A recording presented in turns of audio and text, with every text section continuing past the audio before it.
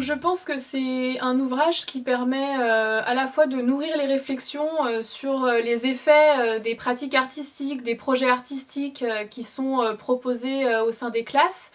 et la manière dont ce type de pratique peut aider ou en tout cas peut favoriser certains effets positifs sur les élèves en difficulté scolaire.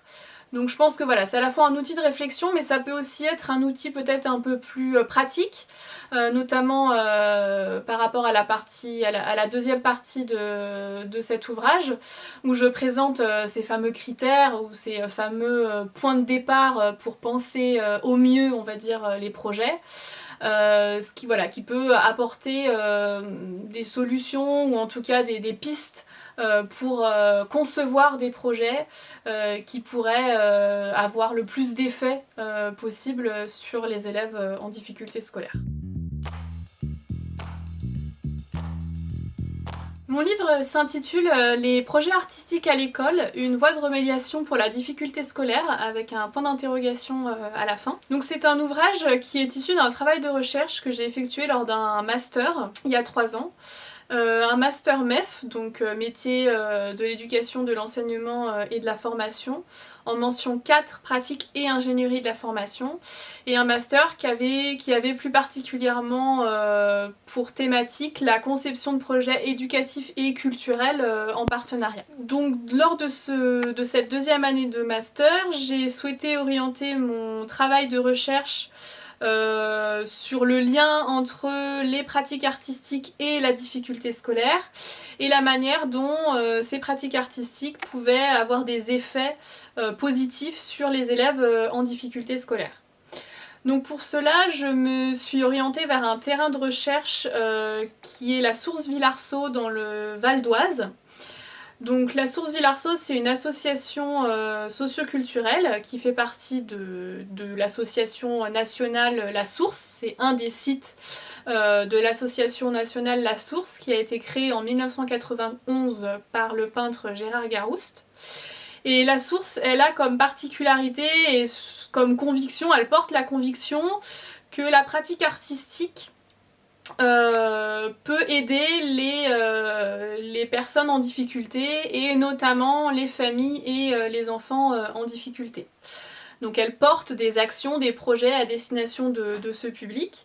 Et dans le cadre de ma recherche, je me suis inscrite dans 5 projets artistiques, classes artistiques. Donc ce sont des projets qui sont portés à destination des classes d'écoles et de collèges du département. Et c'est à travers l'observation de ces 5 classes artistiques, à travers également des entretiens que j'ai pu mener avec des animateurs, des éducateurs, des enseignants, que j'ai essayé de comprendre les différents effets que pouvaient avoir les pratiques artistiques sur la difficulté scolaire et sur les élèves en difficulté scolaire. Donc dans une première partie de cet ouvrage, je dresse un panorama assez large de la recherche sur les effets des pratiques artistiques, des projets artistiques qui sont menés dans les classes, sur les élèves, et plus particulièrement sur les élèves en difficulté scolaire. Donc j'expose par exemple la forme scolaire qui est bousculée par les pratiques artistiques, et la manière dont les élèves en difficulté scolaire, qui ont souvent du mal à s'inscrire dans cette forme classique traditionnelle, la manière dont ils peuvent finalement davantage s'épanouir dans la forme scolaire qui est proposée au sein des projets artistiques.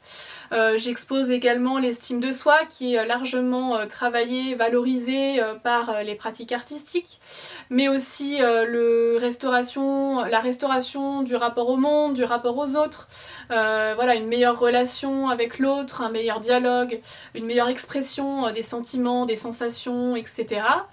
Ou encore la diversité culturelle qui est aussi davantage pris en compte dans les projets artistiques. Donc ça, c'est une première partie où je dresse ce panorama assez global et non exhaustif évidemment. Mais à la fin de cette première partie, je fais le constat que ces projets artistiques, s'ils ont des effets potentiels sont des effets qui ne sont pas systématiques. Et c'est pour ça que j'ai voulu m'interroger et continuer ce travail de recherche en essayant de déceler quels étaient les critères, alors le critère à prendre au sens très large, à pas à prendre au sens très précis du terme, mais à prendre plus comme des points de départ de réflexion plus larges, quels étaient les critères qui étaient à favoriser dans la conception des projets pour que ces projets aient effectivement les effets que j'ai exposés en première partie, notamment sur les élèves en difficulté scolaire. Et donc c'est ce qui m'amène dans une deuxième partie de l'ouvrage à présenter mon terrain de recherche et la manière dont mon observation des 5 classes artistiques, mes entretiens avec les éducateurs, les animateurs, les enseignants et les lectures et les constats scientifiques que j'ai exposés au début de l'ouvrage, et ben ça m'amène à établir, on va dire, une liste de points de départ, de points de réflexion pour penser au mieux ces projets, pour que ces projets puissent avoir les effets les plus positifs sur les élèves d'une manière générale et plus particulièrement sur les élèves en difficulté scolaire.